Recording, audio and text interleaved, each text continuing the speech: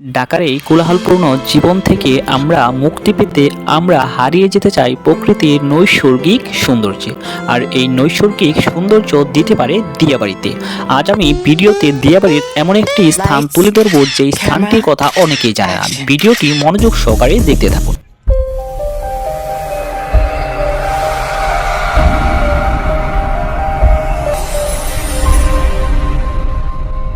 স্থানটিতে যেতে হলে আপনাকে প্রথমেই চলে আসতে হবে উত্তরা দক্ষিণ মেট্রো স্টেশনে। আপনি মেট্রো দিয়েও আসতে পারেন অথবা অন্য যে কোনো মাধ্যমে আসতে পারেন।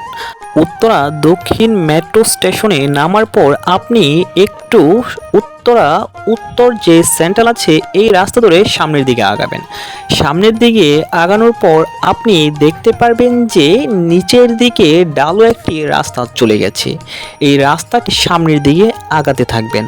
আপনি আগাতে থাকলে দেখতে পারবেন যে এই স্থানটি সত্যি এত সুন্দর যে আপনি মনে হবে যেন কোনো স্বর্গে চলে এসেছেন, এবং এই স্বর্গটি যেন একটি সম্পূর্ণ গ্রামীণ পরিবেশ।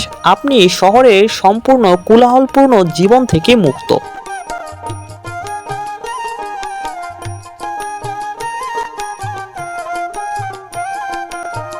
আপনি এই রাস্তাটি ধরে সামনের দিকে আগাতে থাকলে এক পাশে দেখতে পারবেন বিভিন্ন সুন্দর সুন্দর ফুল গাছ, এবং যেই গাছগুলোতে ফুল ফুটে মনে হচ্ছে সৌন্দর্য প্রকাশ করে আছে। আর অপর পাশে দেখতে পারবেন যে এই জায়গার যে স্থানীয় কৃষকরা আছে ওনারা যে সবজি চাষ করেছে সেই সবজি ক্ষেতগুলো।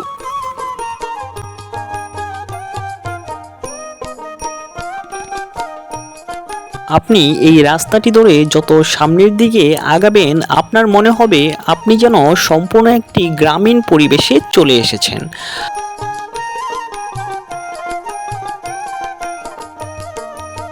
আপনি এই জায়গায় আসার পর যদি আপনি পিছনের দিকে তাকান তাহলে মেট্রো স্টেশনের যে লাইনটি আছে ওই লাইনটি এত সুন্দর দেখাবে যে ভাষায় বলে প্রকাশ করা যাবে না।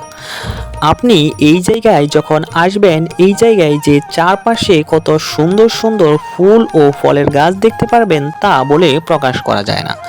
যেহেতু এই জায়গাটি সম্পূর্ণ একটি গ্রামীণ পরিবেশ তৈরি করেছে, এই জায়গাটি সম্পূর্ণ নীরবতায় স্তব্ধ থাকে।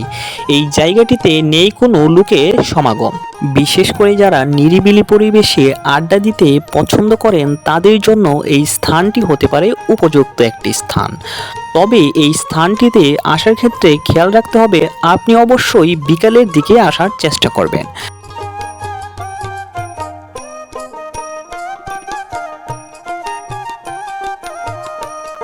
প্রকৃতির সাথে একাকার হয়ে নিরিবিলি সময় স্পেন্ড করতে পারেন এই স্থানটিতে।